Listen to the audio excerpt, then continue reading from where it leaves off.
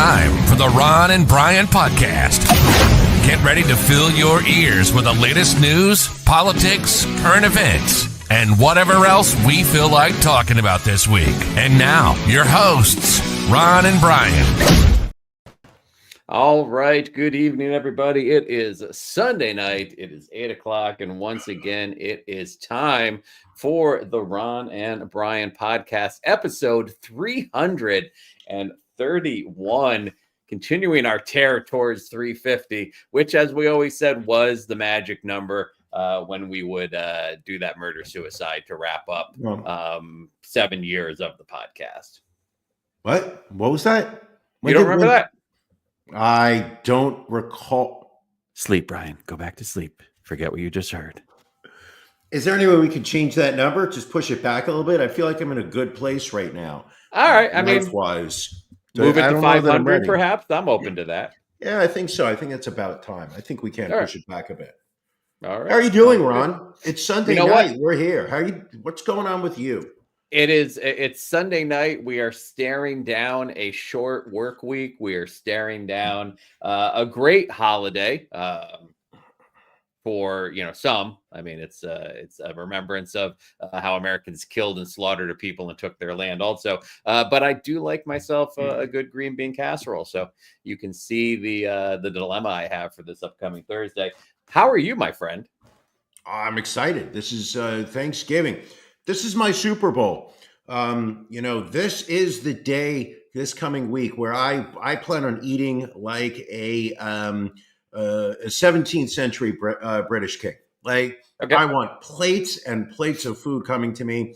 I plan on eating them. I will be getting myself seconds, thirds in some cases. Makes sense. I may be attempting to break the world record for most pounds of stuffing eaten in one sitting. I do love me stuffing. I can't help it. I'm a sucker for that. How will you be spending Thanksgiving this year? Are you hosting this year? Are you going out? We go to my wife's extended family. One of her cousins hosts. So we'll be heading over there. I will be making my now famous smoked cream cheese appetizer to bring. You've had a chance to enjoy that, but so just good. Some great dishes. Her one cousin makes a delicious mac and cheese. The other makes a great potato dish. So I will just be loading up on starch and carbs as much as possible. Good question, Brian. Are you going to be taking your probiotics to make sure you digest and have proper movements after Thanksgiving? If somebody can tell me exactly what probiotic to take, how do I get it? Can I order it from Amazon where they just deliver it to my mailbox? I will buy some kind of probiotic if it's going to help. I don't want to do Activia. Right. Because that stuff expires, doesn't it? Isn't it good for like a week or two in the back of the fridge, and then you have to throw it out? I think you've got a little bit more. It's packaged yogurt, so I think you get like a month or so. Really? You could maybe I'll try Activia. You could also just buy like a week's worth of Activia at a time, because how often are you doing your grocery shopping? Whenever needed. Joe is saying she sent you exactly what to buy. Joe, can you please resend? Please. And I will send you what I have started taking, because it's a mix of like vitamins and greens and probiotics and antioxidants. And I have to say, I'm feeling a lot better after having started on it. I know we talked about it recently, but my thing is that I don't want to take it via suppository. I would prefer something that I orally ingest rather than rectally. I mean, you seem super excited to be able to lay down on your side on your kitchen floor while your wife provides you this probiotic greens combo. I want something that I can eat or drink. Listen, I get it. You do not want to have to remove the turkey-shaped butt plug to use the suppository. So we'll keep researching that. Not this time of year. Not this time of year. All right. Turkey stays in. Let's get right into it, folks. It is time for Drink of the Week. Drink of the Week. Na zdrowie. Salud. Drink of the Week. Pleasure. Drink of the week. Drink of the week. Drink of the week. Brian, what have you brought to drink this evening? This one, we're going to Germany, Ron. Your homeland. We're going to Germany, where we are going to be taking on the Kostreiser Schwarzbier. Schwarzbier. Its carefully selected ingredients makes this a drinking special and unique experience. It's a true beer perfection. By roasting the barley for their malt, Kostreiser Schwarzbier acquires a unique roasted malt flavor and an unmistakably special character. We're going to be tasting the difference this week while I enjoy one of Germany's most popular black beer. Beer Advocate gives it a score of 88, which ranks as very good. It's got a 4.8 ABV, but I'm going to tell you something, baby. You're not going to be able to see through this beer. Look at the color on this. It is dark. Here, let me look at the beautiful pint glass that we have. Look at that. That is a dark beer. You can't see me. I'm like John Cena. You can't see me. You can't see me. All right, I'm going to take a sip of this. All right. Oh, that's good. I don't know how heavy it's going to be, but that is a good beer. It's just it's very clean. There's not a lot going on. You do get some of that roasted malty flavor to it, but it's not heavy on an aftertaste. It's not like those IPAs where you take a sip and you're like, no flinching. This is a good beer. I will be drinking it more. Thank you. Right. Hold on. Let me say it one more time so I could butcher it. Kostreiser Schwarzbier. Thank you. Ron. All right. Yes. Ron. Yes, my friend. Ron. Yes. What are you drinking? Friend, I was over at friend of the podcast, the Jardis. We were over at their house last night watching a movie, and Marty, former and possibly future moderator, grabbed some beers for me to try. So I brought one of those. This is from the good people at Stone Brewing, and this is How do you pronounce that XO in Spanish, Brian? You are fluent in a number of languages. So how would you say this beer? That's pronounced Z-O. Zio Covesa. So this is an imperial stout inspired by Mexican hot chocolate. It is, let's see here, a stout brewed with chocolate, coffee, vanilla, peppers, or excuse me, I can't forget, pasilla peppers, vanilla, cinnamon, and nutmeg. Just missing the lactose is the only thing that would probably smooth this out completely. This is clocking in at a solid 8.1% because, you know, I like to get all fired up for after dark when it's pajama party time. Look at that.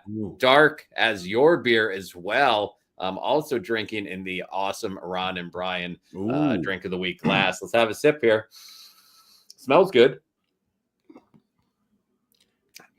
All right. Well, talk to me. That's good. It's good. It's not, what I like about it is, you know, stouts can be a little heavy, a little bitter. We're not getting any bitterness here. Getting the sweetness, getting spice, getting a little heat at the back end from the peppers. I know you like getting a little heat on the back end. That's why you put a little tagine on your turkey butt plug because you're an international kind of guy.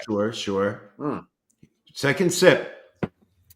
Very good. Not only that, Brian, I brought a second beverage, if you will indulge me. One of my coworker friends brought me some butter pecan moonshine from the backwoods of West Virginia. Smells sweet. Let's have a taste. Hold on. You're just drinking moonshine by itself? Or has that been... because it looks like it's a dairy product you're drinking. It's flavored moonshine. It is butter pecan flavored moonshine. And it is delicious. Really? Oh, I think we're going to be saucy tonight. Oh, it's going to be Sassy Ron on After Dark in time for our pajama party. Listen, if you haven't signed out, we won't promote it just yet, but we will promote it towards the end of the day. It does, I will say, it does look a little bit like Coquito, which I do need to get some Coquito this year as well. Are you pronouncing it Cojito? Coquito. It's what they drink in Barcelona. Barcelona. All right. Brian, I know you've been waiting to get this off your chest. It's Beef of the Week time.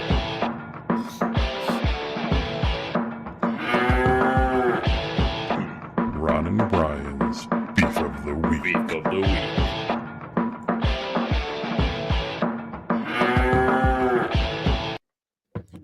Brian, what's bothering you this week? You are, Ron. You're bothering me. Really? It is, yeah. I believe, and people in the chat, let me know if I'm right on this one. I believe this was a recent beef of mine, but you have ramped it up of recent days. Yeah. Your over use of the forward share button in TikTok whenever you see any kind of post involving the Costco verse, the AJs, the Big Justice, Mama Justice, the Ashley. daughter Ashley, the Rizzler. Cousin Angelo.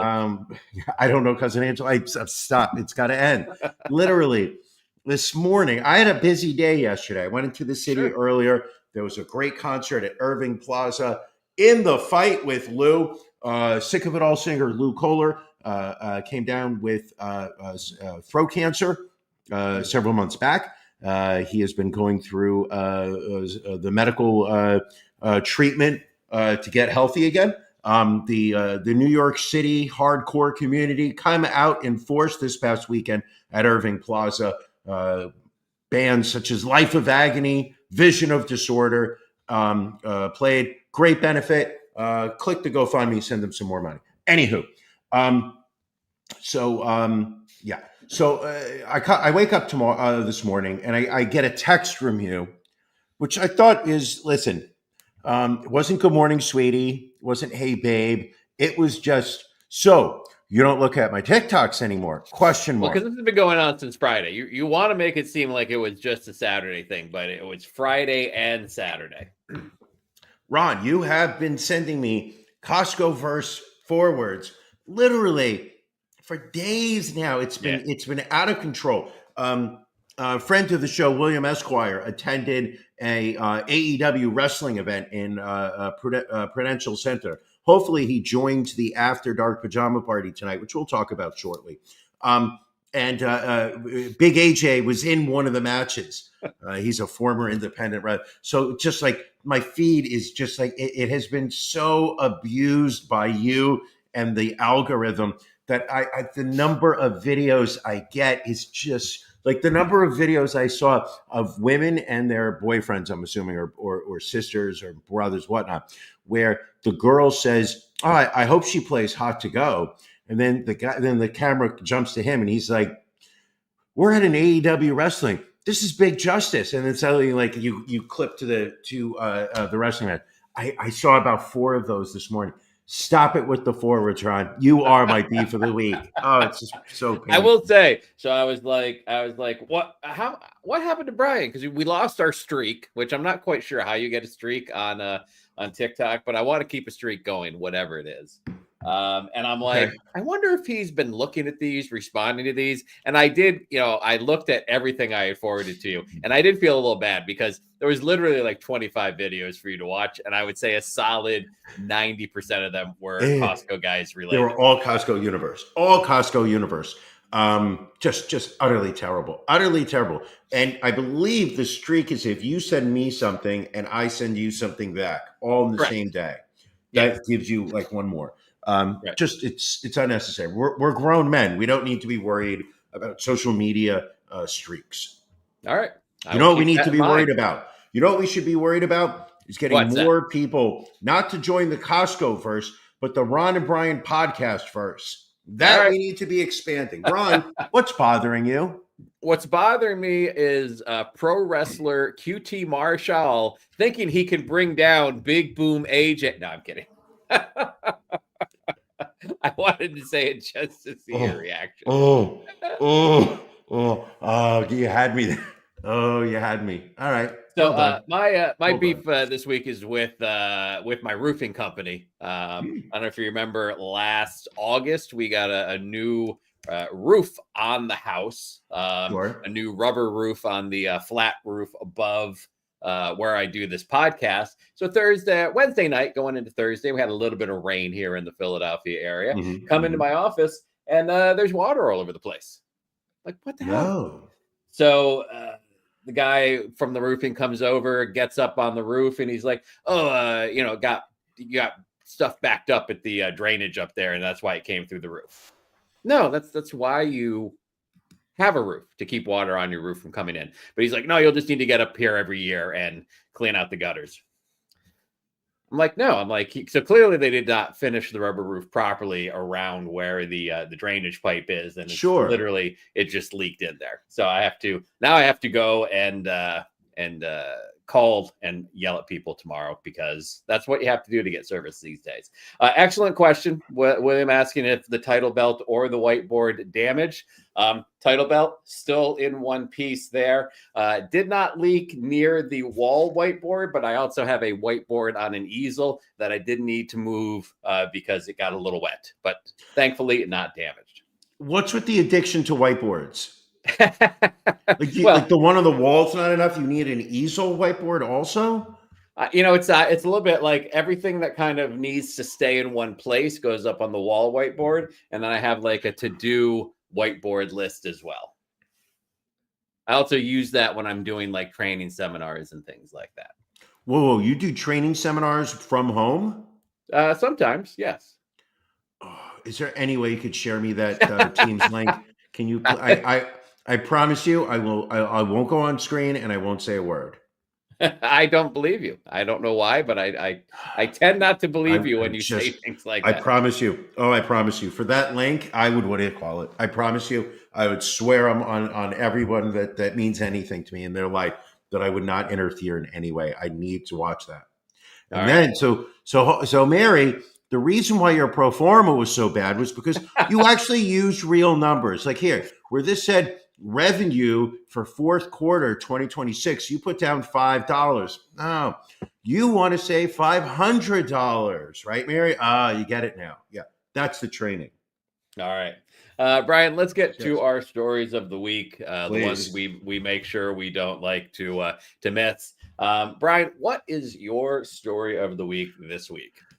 Listen, this isn't too strange. This isn't off the beaten path. This is mainstream entertainment.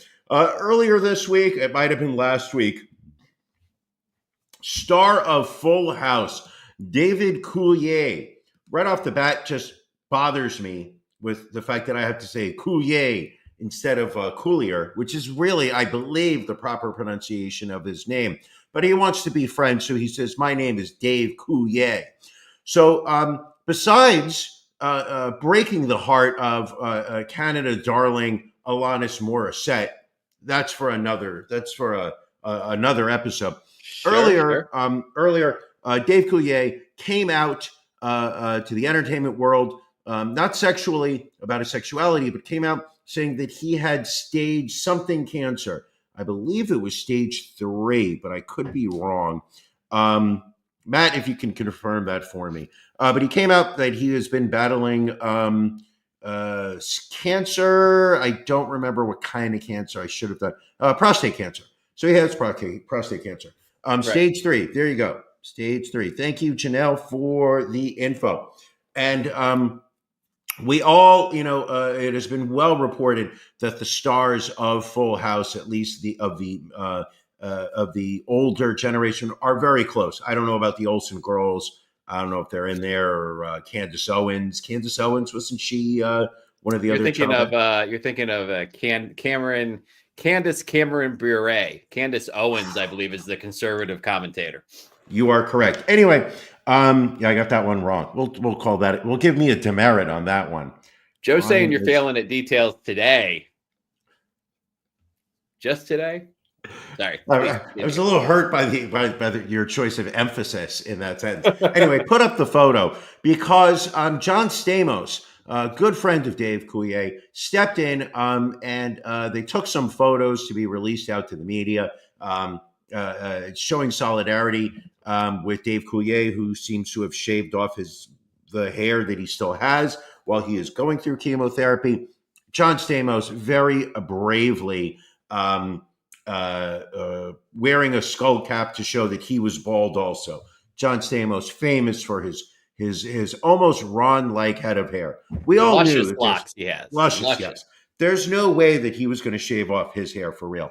And the heat that John Stamos received for wearing a skull cap, a lot of people were angry at him, saying that he was mocking the experience of those who go through the side effects of chemotherapy, go through, the treatments that we have for cancer, people who genuinely do lose their hair for this, and that this was a mockery. The reason this is my story of the week is because I don't think anybody who has any voice outside of this photo should be listened to whatsoever. Dave Coulier, if he wants to have some fun with the medical situation he finds himself in, that is for him to do. And however he and his friends want to experience it or communicate about it, they have every right to. And no third party here has a right to look at this photo and say, I'm upset. This should not have taken place. Well, I think it seems like they weren't upset with Dave Coulier. It seems like they were upset with John Stamos because it was, a easy form of solidarity, I guess. You pay somebody to come just put a bald cap on you versus actually shaving your hair. You know what? If this is the way these two guys want to have some fun, sure, let them. If Coulier says, "Hey, I'm not okay with this," now's the time for him to speak up about it, and he's not, which means he is okay with it. That's my point. There you go. What would Bob Saget do? Bob Saget would probably not shave his head and just roast him, which would be why Bob Saget was such a legend. Or I thought that what Bob Saget would do would slip in his hotel room, smack his head against the wall, and be found lifeless hours later. Maybe. John Stamos may be the last of the three left from Full House, which I would not have guessed 20 years ago.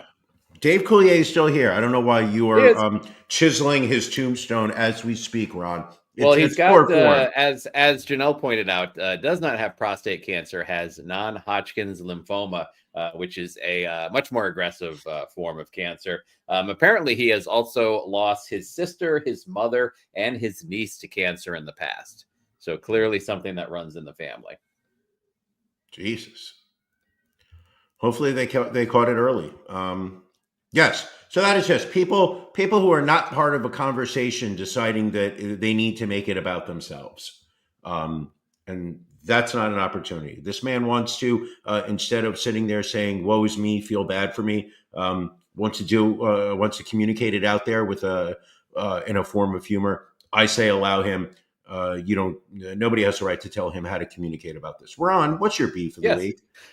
So we are going to go down to Georgia. We talked, I think about a month ago, maybe a month and a half, how a woman died from a preventable medical condition because she had a complication with her pregnancy due to the abortion laws down there. She wasn't able to get prompt treatment and passed away. This week, Georgia dismissed all members of their Maternal Mortality Committee after ProPublica obtained internal details of that death and one other death that resulted due to the state's abortion laws. In a letter, the state's Public Health Commission said that the action was taken because, quote, confidential information provided to the Maternal Mortality Review Committee was inappropriately shared with outside individuals. Since they could not find where the leak came from, they just let everybody go. But it is interesting that it seems that Georgia is trying to silence the reporting of reported cases of women who died without access to care due to the state abortion ban. Fucking, yeah, I mean, the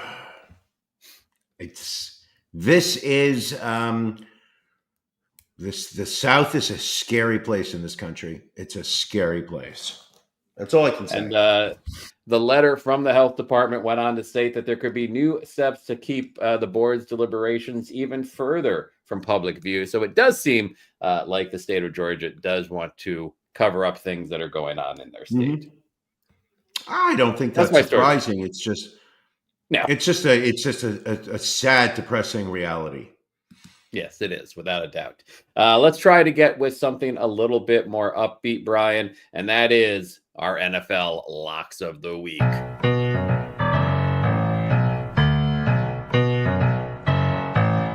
Locks.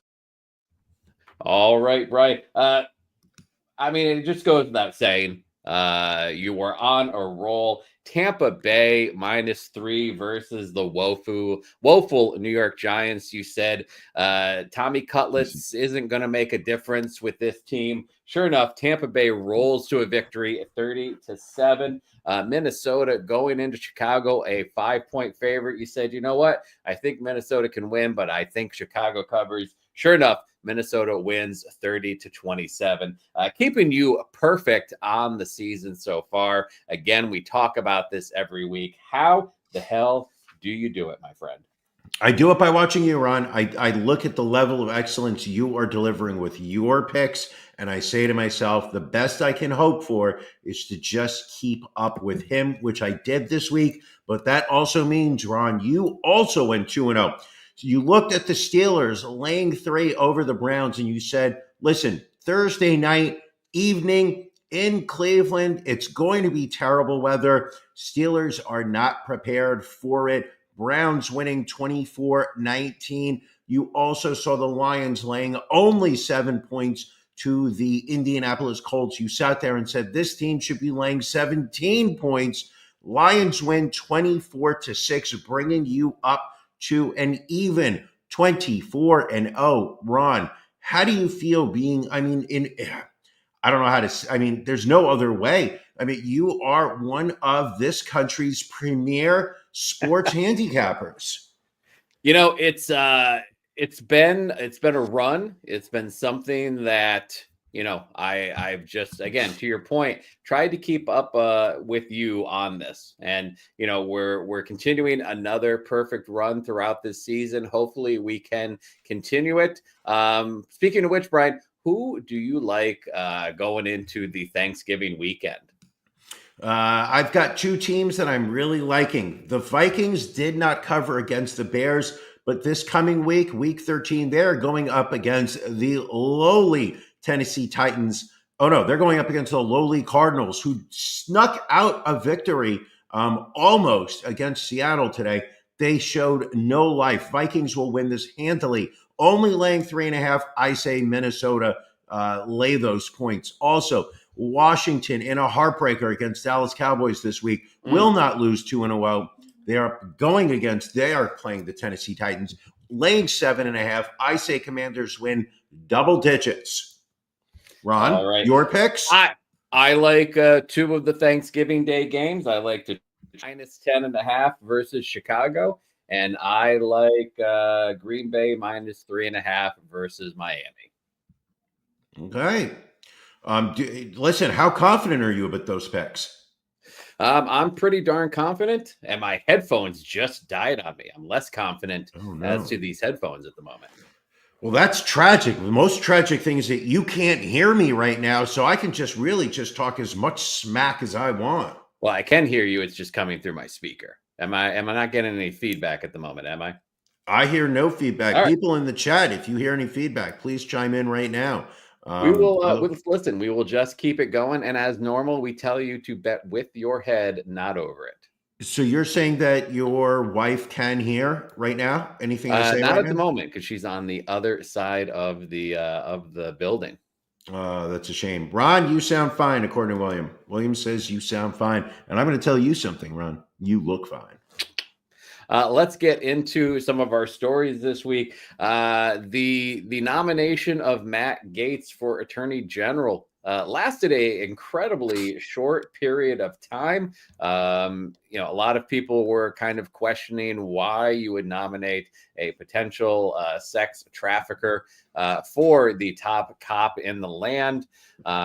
He said that he removed his name from consideration to not be a distraction, but it did seem like he was going to have a very difficult time getting the votes needed from both the Republicans and the Democrats. He had already, what's interesting, he had already resigned his House seat which prevented the House Ethics Committee from releasing their report on his potential sex trafficking, although some Democrats are still going to push to try and get that released. So right now he's out of a job. And where did he pop up, Brian? Where most disgraced politicians do, on Cameo, charging $250 for a personalized recording. Have you bought your Matt Gaetz Cameo as of yet?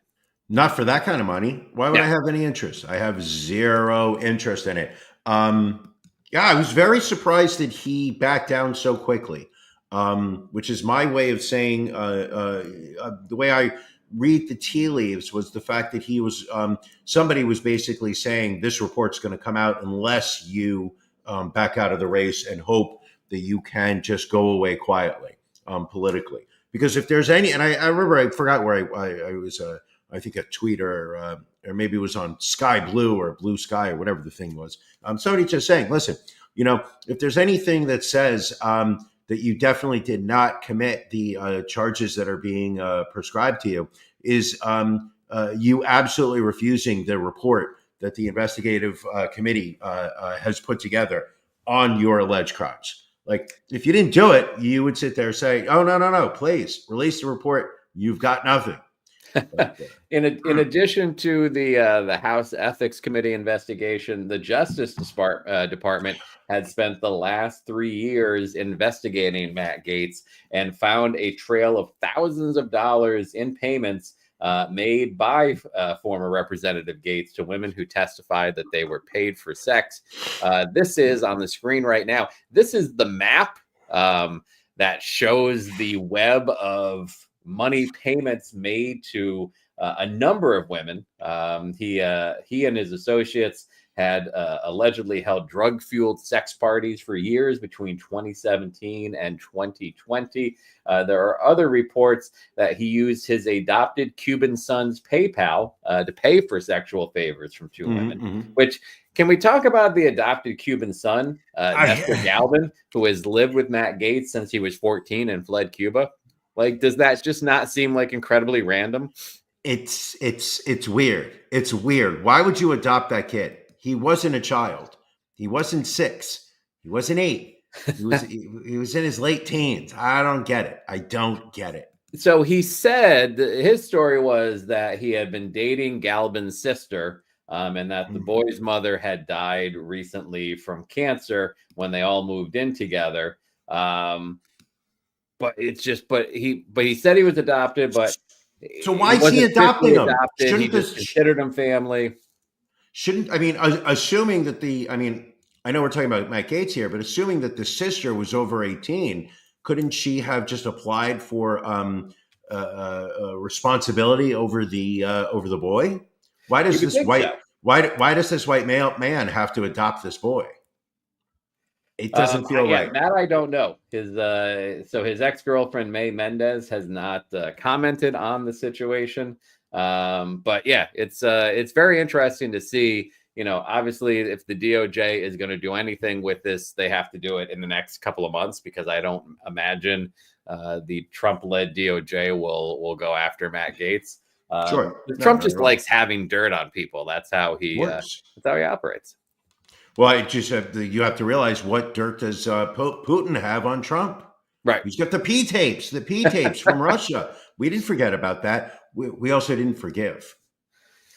I can only hope the P tapes come out sometime in our lifetime. They haven't yet. I'm disappointed. I don't think they ever will. Speaking of Putin, another critic of Vladimir Putin experienced what would you call it? A whoopsie daisy, an accident, if you will. Yeah, I would put that in the absolutely naturally occurring accident. Vladimir Shkailarov is a Russian ballet dancer who was an outspoken critic of Putin's war in the Ukraine. Mysteriously plunged to his death from the 5th floor of a building. He was a married father of 2, fell about 60 feet to the ground. where he was a high-ranking dancer in St. Petersburg. Mm-hmm. Russian authorities initially labeled the fall an accident, blaming painkillers he was taking before a complex spinal injury. I don't know about that. Matt, I don't know take about the that. map down. Sorry. I don't know about that. I feel like it's there's more going on there than what we think. Too many people who have been how do I say not complimentary of Putin are dropping dead over there. Right. You had a member of his United Russia party mysteriously fell to his death from a third-floor window, while Recently. the deputy editor of Putin's favorite newspaper was unexpectedly found dead at the age 35 inside her apartment. Reasonable. 2 other notable Putin allies, Lukoil tycoon Ravil Maganov and Marina Yankina, also fell to their deaths in recent years. Sure. And then earlier this year, a journalist who took aim at Russian officials and promised to release details of gigantic corruption was also found dead on the side of a road. Coincidence, I'm sure. Just a coincidence. Just a coincidence. I'm sure an absolute coincidence. Or as they call them, quinky dinks, right? Now, as the Supreme Court has ruled, it seems like presidents can do whatever they want with political enemies. Do you think Donald Trump will start having people pushed out of windows after he is inaugurated in January? I think the concept will be brought up, and I believe that there will be adults in the room. Maybe not in that original conversation. I think once it gets outside of the White House, after that first tier of people who have sworn a loyalty, sworn their allegiance to the cheese puff. Then I believe there will be people who will sit there and, kind of slow roll that directive. All right. Very nice. Another quick question that I have for you, Brian. Yeah. What are you watching? Apple TV Plus. All right. Disclaimer. Have you watched Disclaimer yet? Started watching it. Didn't keep up with it. Okay. How far did you get into it? I'm halfway through the 3rd episode. It's, I believe, a 7-parter. I think I got through 2 episodes. Okay. It's a slow burn. Okay. But it's got my interest. So it is a story of a successful journalist played by Cate Blanchett. I believe so, yes. American actor Kevin Kline is also in it, as well as Sacha Baron Cohen. Story of a journalist who's been living with a deep secret for many years. Suddenly, it is now rising to the surface, tearing her life apart. Ron, you say that those are the stories I like to watch the most. A real, a page turner, I guess you could call it. Sure. What's going to happen in the next episode type thing. Listen, I watched Penguin. I watched Say Nothing. So good, Say Nothing on Hulu. Highly recommend that one. Last week, I think I finished it after the podcast Sunday night. So if you have not watched Say Nothing on Hulu, strongly recommend it. But now I'm watching Disclaimer on Apple Plus. Recommend it. Ron, what are you watching? So we watched Smile 2 last night, the follow-up to the Smile franchise. Again, good movie, terrible ending. Just they Sure. seem to know how to make the movie be good up to like the last 10 minutes. We watched, continuing to watch watched the season finale of From. Great show. And also, as you mentioned, The Penguin finished The Penguin last week. Ooh. Absolutely outstanding final episode.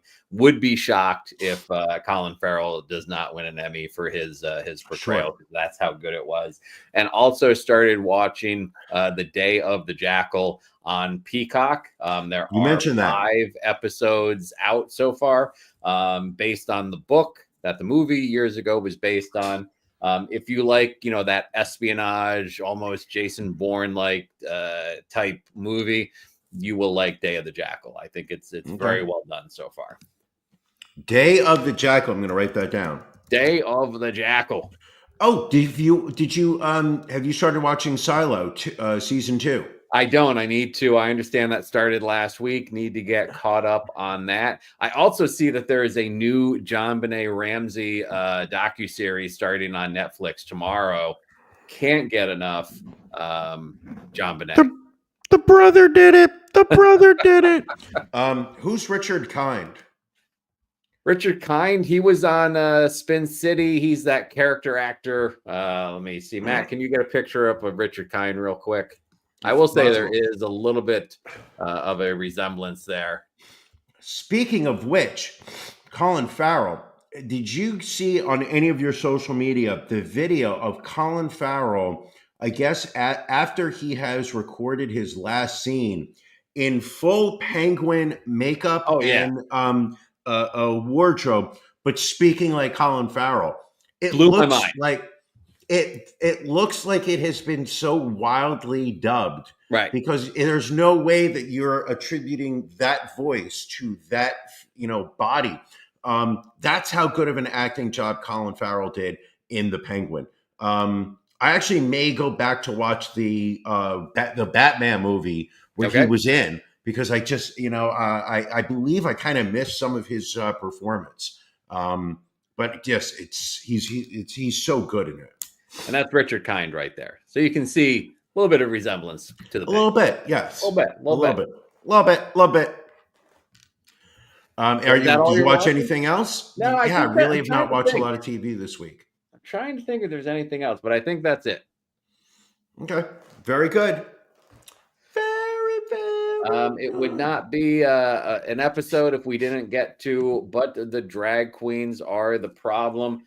Brian, as you know, it is a narrative of some folks in this country that the drag queens are the problem. And we are continuing to try and hunt down drag queens that are abusing children, committing crimes. I'm sure this week we will come up with one or two. Sure. We've been doing this for so long. And we haven't come up with any drag queens yet. We've got 3 stories. It would stand to reason that one of them is, a problem. So let's see what we have here. We've got, this is in Oregon, St. Helens High School. And nope, this is actually a choir teacher, Brian. So close, so close. Is Eric Stearns, age 46. And then another teacher, retired teacher Mark Collins, age 64. They were arrested this week and accused of a nearly 10-year sex crime spree against students. School officials had received complaints of possible abuse as early as 2019, but allegedly ignored the red flags and failed to contact law enforcement, and then allowed Stearns to stay in the classroom even when police launched an investigation against him.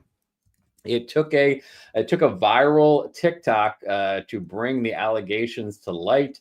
The probe began after a former student posted a video in early September accusing the school of protecting predatory teachers when he attended. Weaver received messages from current students claiming that teachers were still assaulting children, prompting him to tip off St. Helens police. The initial post led to interviews with more people who were involved. Stearns now faces charges of sexual abuse of 6 underage girls between the years 2015 and 2024. And Collins has been accused of abusing 3 students between 2017 and 2023. However, if convicted, these 2 teachers would not be the first pedophiles that worked for this school. Another teacher, Kyle Robluski, pled guilty to 5 counts of sexual abuse back in 2019, and the school district settled a lawsuit with the victim for $3.5 million. After the arrest, the district descended into chaos. Outraged parents and students came forth at a school board meeting to share stories of the various high school faculty, accusing school and district officials of ignoring their complaints and brushing years of inappropriate behavior under the rug. Ugh. Horrible story. Horrible. Let's see what the next story we have here. Again, have to imagine one of these needs to be needs to be a drag queen. Let's see here. Let's look. Long hair on this one. Could be a drag queen, Brian. Could be a drag queen. And no, this is a teacher out of California. Jacqueline Ma, a former teacher of the year. She has been in custody since she was first arrested on the campus of Lincoln Acres Elementary in the spring of 2023. She apparently engaged in sexual relationships with two students, Brian, who were 11 and 12 years old at the time. No. One of the relationships, prosecutors say, lasted months. She pleaded not guilty to 21 felony counts in connection to these alleged relationships, including lewd acts on a child and possession of child sexual abuse material. She is one of several San Diego County educators facing accusations of some form of child abuse. Earlier this year, 3 employees at schools in the region's largest district, an associate principal at Hoover High School, a teacher at Mount Carmel High School, and a campus supervisor at De Guano Middle School were arrested in the span of 1 week.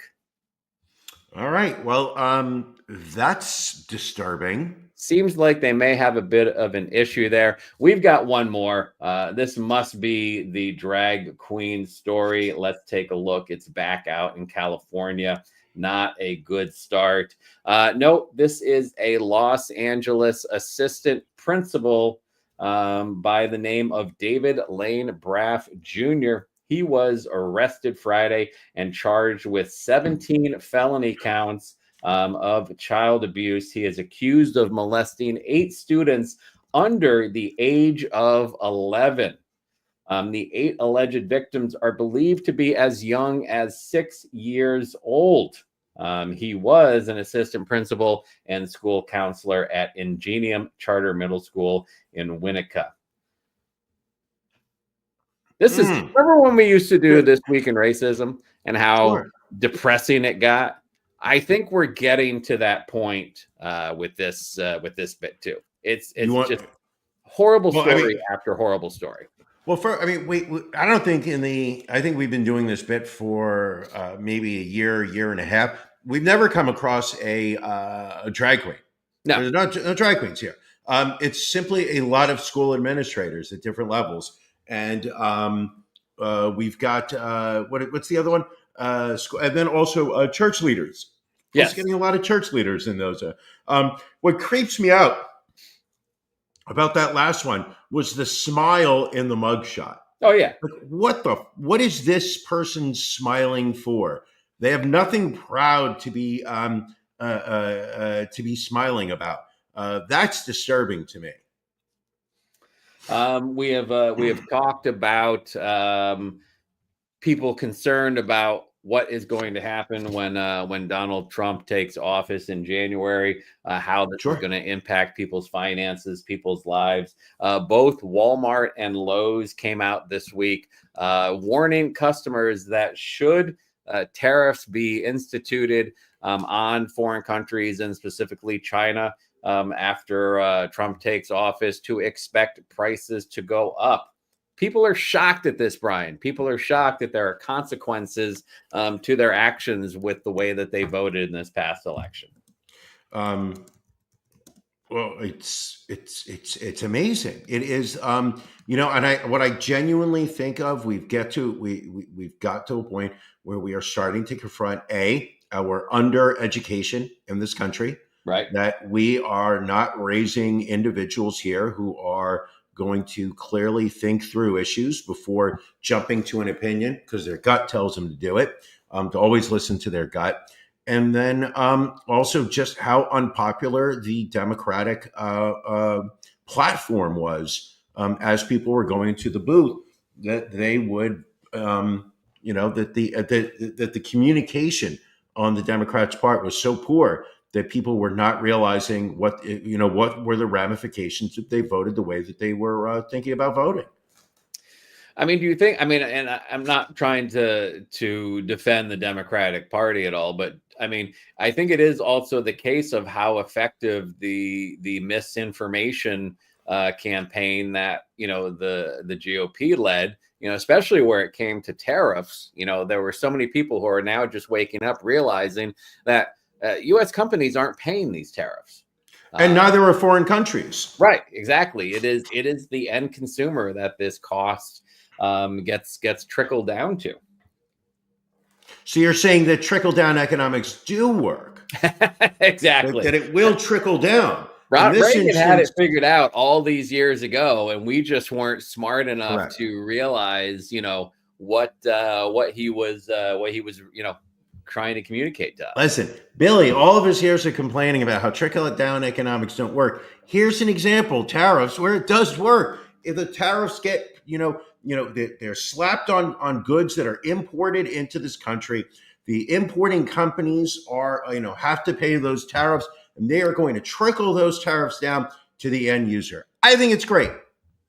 Listen, I think we are continuing to see the fuck around and find out. We have seen people already starting to get worried because their significant others are starting to be deported. I saw an interesting TikTok, and again, you kind of have to take anything you see on social media with a grain of salt, as if it's an actual story or not.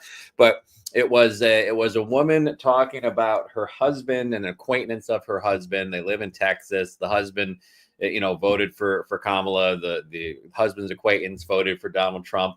Both of the men are in their 50s. They are both on testosterone treatments because they're both suffering from low testosterone.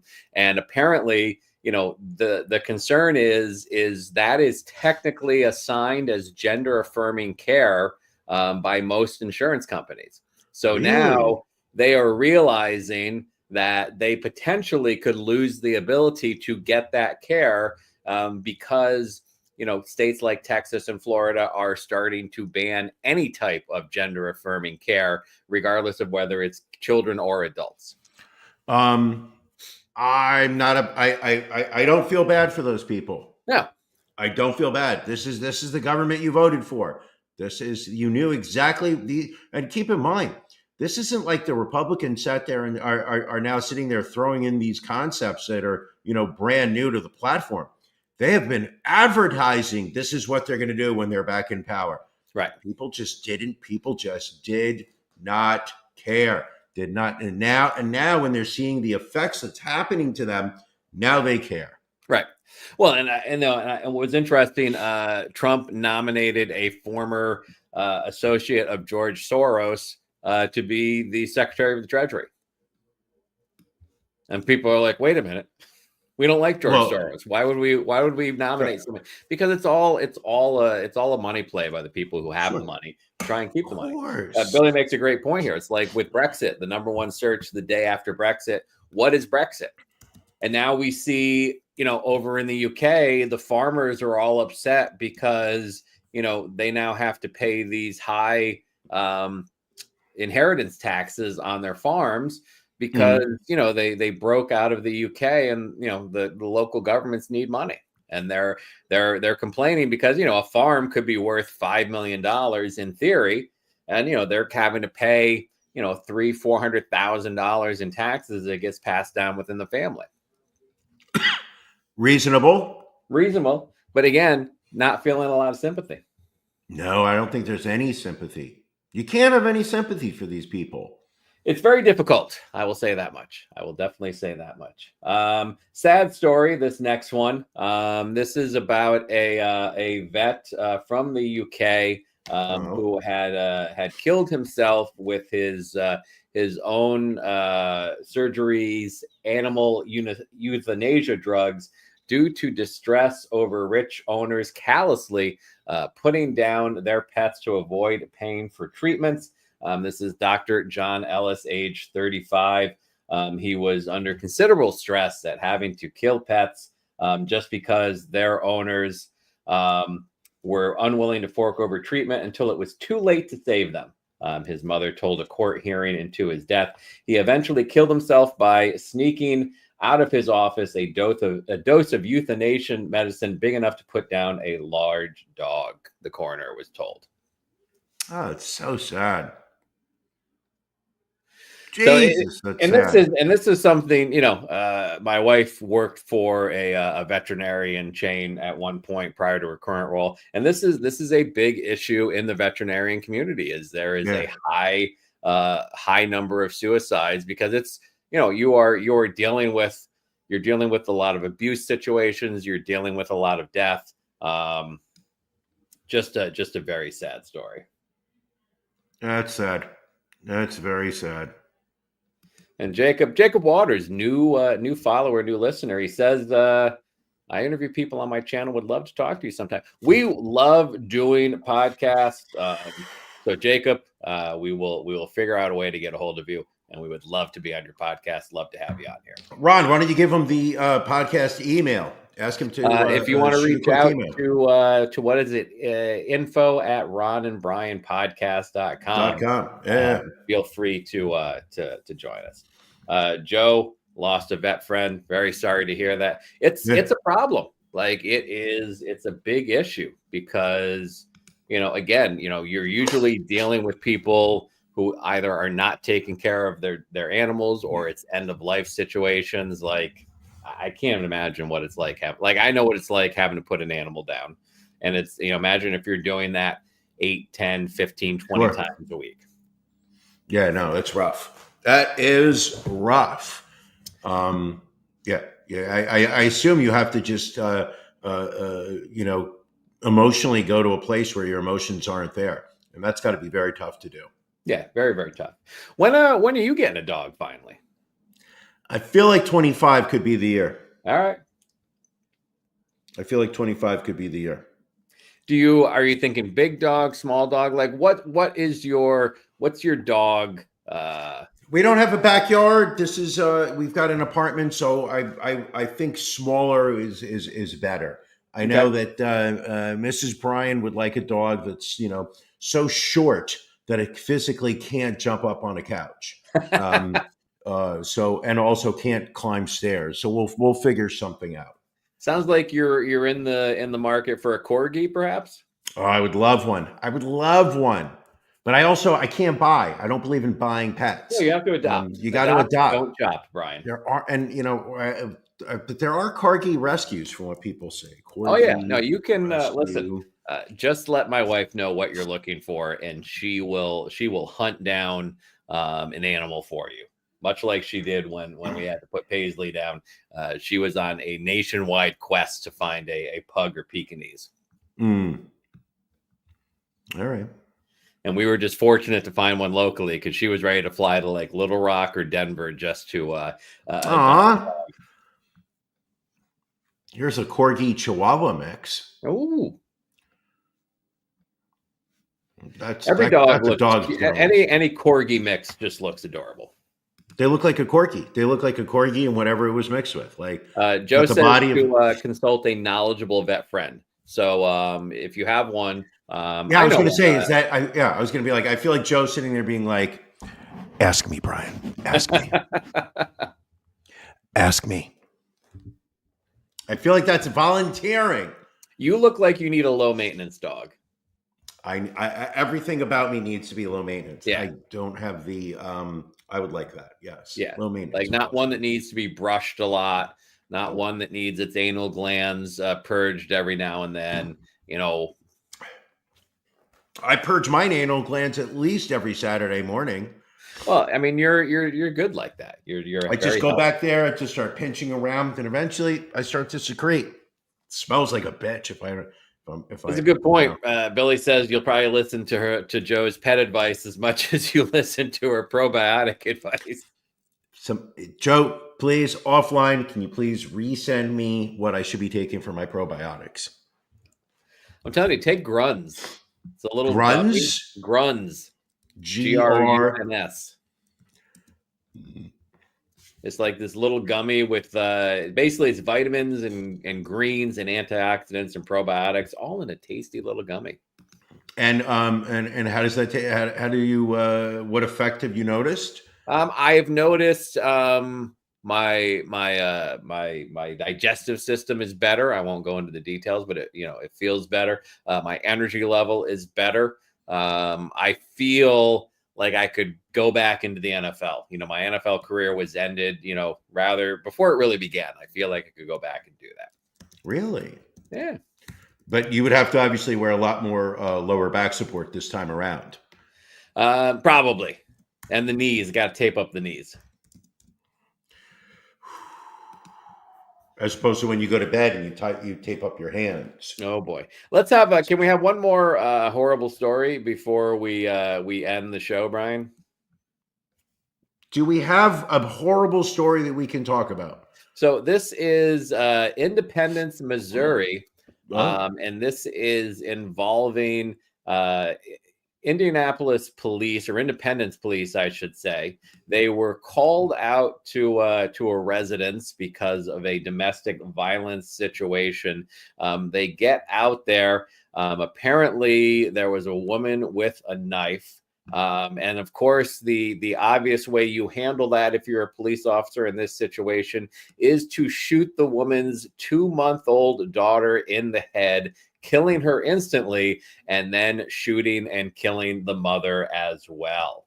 34-year-old Maria Pike and her daughter, 2-month-old Destiny Hope, died last Thursday following a shooting at the Oval Spring Apartments in Independence, Missouri. All right. So information has been slow to be released by the police. Police said Pike had a knife and that an officer fired at least one shot, but officials haven't said much else. Investigators are reviewing body camera footage, but it has not been released to the public. Okay. How do you shoot a 2-month-old in the head?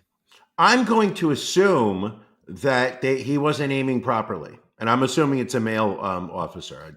I realize the inherent sexism with my comment, but yeah, I'm going to assume that. I don't know. I just don't know. I mean, obviously you're not aiming well. Right. Allie said I immediately made assumptions about the races of all involved. It would appear it was a white on white crime, which is very unusual in this day and age. Because I thought the same thing. I'm like, this is a white guy just shooting black people, but not the case at this time. There have been a lot of stories over the past 5 years of white police officers killing people of color during their seemingly innocuous interactions with them. So I understand in this case you assumed wrong. However, I would, it's a mistake. Statistics will back you up on. Yeah. I forget. I know I share a lot of AJ and Big Justice TikToks with you. Have I shared with you the TikToks of this judge? I don't know where he's based out of, but he has a consistent habit of throwing out bullshit cases against minorities because cops trump up like probable cause to try and search these people for things and then arrest. Does he go boom after he drops all the charges? He does not go boom, and so maybe that's why he doesn't go as Boom. viral. But he was. I'll have to try and find it. But one was, this guy got arrested because he had marijuana on him, and so he's asking the prosecutor, like, what was the probable cause for searching this? Oh, well, he made a street crossing violation. And the judge was like, what's that? Well, he didn't cross in a crosswalk. And he was like, so he was jaywalking while black. And the prosecutor, no, it was different. He's like, I'm throwing this out. He's like, you had no probable cause for jaywalking to search a guy. Really? And there was another one where it was just like they arrested someone, for obstructing justice. And he asked the prosecutor, well, how did he obstruct justice? And he's like, well, it was a traffic stop. And he got out of the car and asked the police officer, what did you pull me over for? And they arrested the guy for obstruction of justice. That's rough. So he was like, oh, driving while black. No. It's never because of the color of the skin, Your Honor. No, you have not sent that to me. You have had a tendency of sending over any type of sovereign citizen police interactions. I do love those. I love those. Right? They're like, I was not operating a motor vehicle. I was traveling. Yeah, I wasn't driving. I was traveling. And then I love it when they take out their folder of papers and they start reading from it, and the judge is just like, this is nonsense. Yeah. Well, Brian, we are maddening. Almost time to wrap up here. I've got a good buzz going, and that can mean only one thing. It is time to get ready for Ron and Brian After Dark. If you are not part of our Patreon just yet, well, then damn it, what the hell are you waiting for? Go to ronandbrianpodcast.com. If you click in the upper right-hand corner, well, my friend, you can find out how to subscribe. Brian, tell them what they get at the $10 level. Okay, let's start off at the $5 because not everybody's making your kind of money, Ron. All right. I know that you think everybody is a millionaire. Not everybody is. Okay. Understood. Thank you. $5 level. What you get is, excuse me, losing my voice here, people. You get if only I'm that lucky. What you do is right off the bat, you get weekly our audio episode of After Dark. And what is After Dark? After Dark is a minimum 30-minute show that we do behind the paywall. And we discuss the kind of stories that YouTube and Facebook and Twitch not really comfortable with us putting out there. Sometimes, the stories that they would shut down, we take that down. That's what we do behind the paywall. That is After Dark. You get the audio file of that. However, for $10, somewhere on this is the different levels that we've got. I don't have it written down. You should have it memorized. I should have it memorized, really? If you want to be champ, that's what you do. Okay, well then why don't you do it off the top of your head? You know what? It's just about time for us to wrap up. What we can do is tell people how important it is, because we don't pocket this Patreon money. This isn't a SpaceX type situation. This isn't a Halliburton type situation where we're charging unreasonable fees and putting that money in our pocket. We put this money back into the podcast.